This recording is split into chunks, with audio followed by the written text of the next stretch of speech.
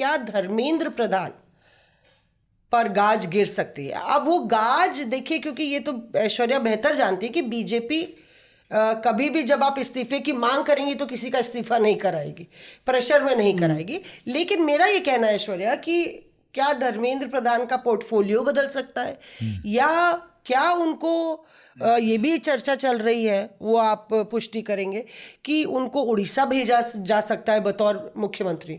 तो एक तरीके से होगा, उनका ट्रांसफर भी हो जाएगा। अब वो अपग्रेड है कि डाउनग्रेड, ये तो मतलब सवाल लगातार है। मतलब मुझे उड़ीसा का तो बहुत कम चांस लग रहा है। मुझे पोर्टफोलियो चेंज की ज़्यादा चांसेस इस विपक्ष समय में जो चल रहा है वही हाँ, बता रहे थे। वो हमें भी ऐसा लगता है कि उड़ीसा तो नहीं, बट शायद हाँ, ये पोर्टफोलियो चेंज हो या कोई भी बदलाव हो तो उससे विपक्ष फिर ये हमलावर नहीं हो जाएगा कि इसका मतलब काम शुरू से ही गड़बड़ चल रहा था और आपने अब तक क्यों देश को झिलाया। नहीं, वो एमुनेशन तो मिलेगा विपक्ष को, लेकिन उससे ज़्यादा बड़ा मुझे लगता है इंटरनली बीजेपी के लिए भी चैलेंज रहेगा, क्योंकि आप बाकी मिनिस्ट्रीज की तरह एजुकेशन मिनिस्ट्री है नहीं, बहुत सीरियस मंत्रालय है भारतीय जनता पार्टी से ज़्यादा संघ परिवार के लिए। और बीते 12 सालों में अगर आप देखेंगे तो कई सारे एक्सपेरिमेंट्स हुए और उसमें एक राइट मोमेंट जो है वो धर्मेंद्र प्रधान के मंत्रालय में आने के बाद स्ट्राइक हुआ है।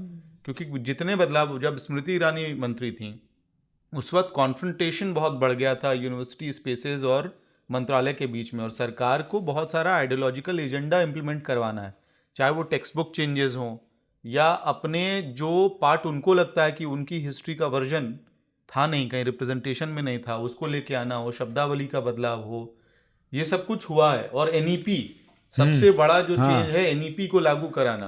तो आप प्रकाश जावड़ेकर का कालखंड याद रखेंगे या फिर अभी धर्मेंद्र प्रधान के समय में बीते सालों में जो चीजें इंप्लीमेंट हुई, तो क्या ये ज्यादा बड़ा सवाल होगा कि क्या ऐसा कोई व्यक्ति अभी प्रेजेंट टैलेंट पूल में है जो जिसके पास संघ का विश्वास है, जो एजुकेशन मिनिस्ट्री हैंडल कर सकता है। क्योंकि ये मंत्रालय तो कम से कम यहाँ पे बहुत बड़ा इन्फ्लुएंस संघ और जो कोर आइडियोलॉजी है वहाँ की है, ऐसे रैंडमली किसी को आप नहीं भेज सकते ना इसमें ना। लेकिन अमित, पता है, एक छोटी सी मैं क्लैरिफिकेशन मुझे ऐसा लगता है देनी चाहिए। हर गवर्नमेंट जो आती है ना, मुझे लगता है वो चेंजेस करते हैं। आप इतिहास उठा के देखेंगे, हर गवर्नमेंट अपने अपने हिसाब से करती है। और कुछ चीज़ों के ऊपर बीजेपी का ये मानना है कि भाई आप हमेशा पढ़ते हैं अकबर दी ग्रेट, तो भाई आपको बाकी और जो हमारे हिस्टोरिकल फिगर्स हैं उनको भी तो फोर फ्रंट पे लेके आना चाहिए। इसीलिए आप देखेंगे चेंजेस जो भी एनसीईआरटी में भी हुए तो उसमें कई सारे लोगों ने सवाल उठाया कि भाई आप ये सब चेंजेस कैसे कर रहे हैं। बट मुझे लगता है हिस्टोरिकली भी हमने जो किताबें पढ़ी थी, नेक्स्ट जनरेशन ने शायद वो नहीं पढ़ी, जो उसका नेक्स्ट आएगा वो नहीं पढ़ेगा। तो मुझे लगता है कि ये हर गवर्नमेंट अपने हिसाब से करती है। More serious job for BJP. मतलब फिर टैलेंट पूल में क्या आपको नाम दिखता है कोई जो वहाँ पे? 2-3 लोग हैं देखो जो सीरियस हैं और जिन्होंने जो अच्छा काम कर चुके हैं। निर्मला सीतारमण, मुझे लगता है जिस तरीके से जीएसटी वगैरह उन्होंने उनके मंत्रालय ने जिस तरीके से उसको किया तो वो फोर फ्रंट पे हैं। और ये नाम एजुकेशन के लिए नाम चल भी रहा है, बिकॉज जैसे अमित ने बोला कि it's a very serious thing.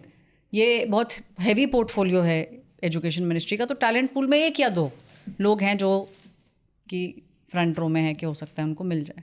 ये सारी जो पतंगबाजी चल रही है इसमें अंकित ने भी बोला कि जब एक राज्य का मुख्यमंत्री बदल सकता है दूसरे राज्य का क्यों, तो कहीं महाराष्ट्र किसी और राज्य से मुख्यमंत्री को तो एजुकेशन मिनिस्टर नहीं बना देंगे अपने विश्वासी आदमी को? अब देखिए, ये तो ऐश्वर्या बताएंगी कि फडणवीस साहब दिल्ली आना चाहेंगे, मतलब महाराष्ट्र की कुर्सी छोड़ के, तख्त और ताज छोड़ के, और जब उनका पहले एक बारी डेप्यूटी हुए फिर उसके बाद वापस चीफ मिनिस्टर बने, और बहुत ही इंपॉर्टेंट पोर्टफोलियो है महाराष्ट्र का चीफ मिनिस्टर। दूसरा नाम जो मुझे चल रहा है मतलब वो है पंकज चौधरी का, क्योंकि पंकज चौधरी के पास अभी ड्यूअल पोर्टफोलियो है। वो पार्टी के अध्यक्ष भी बन गए हैं और यहाँ पे एमओएस भी हैं, और यूपी में चुनाव आने वाले उत्तर प्रदेश में। उसके अलावा ऐश्वर्या, ये चर्चा जोरों पर है कि नितिन नवीन साहब की भी एक नई टीम बननी है जिसमें अनुराग ठाकुर से लेके इस तरह के नामों की चर्चा हो रही है। तो क्या उनको सरकार में लाया जाएगा या कुछ मंत्रियों को संगठन में डाला जाएगा नितिन नवीन की टीम में? कई मंत्रियों को संगठन में डाला जाएगा और आप महिला रिप्रेजेंटेशन आप दोनों जगह बढ़ता हुआ देखेंगे। जनरल सेक्रेटरीज होते हैं बीजेपी में, तो जनरल सेक्रेटरीज के अंदर कुछ बड़ी महिला पॉलिटिशियंस महाराष्ट्र से उनका नाम चल रहा है। स्मृति ईरानी जी का नाम बहुत ज़्यादा चल रहा है कि हो सकता है कि उनको संगठन में डालें। अनुराग ठाकुर जी का नाम चल रहा है कि हो सकता है कि संगठन में डालें उनको। लेकिन एक चीज़ और है कि शायद फुल कैबिनेट बर्थ भी मिल सकता है। तो ओवरऑल चेंजेस जो है एक्चुअली ये साइमल्टेनियस होगा। गवर्नमेंट के अंदर जो चेंजेस होंगे वो भी आपको दिखेगा कैबिनेट वाला, और संगठनात्मक चेंजेस जो होंगे वो भी आपको देखने को मिलेंगे, क्योंकि नितिन नवीन जी की टीम के अंदर भी सेम क्राइटेरिया है कि एज आपको नीचे लेके आनी ताकि वो ज़्यादा लंबे टाइम तक काम करें। Reporters of.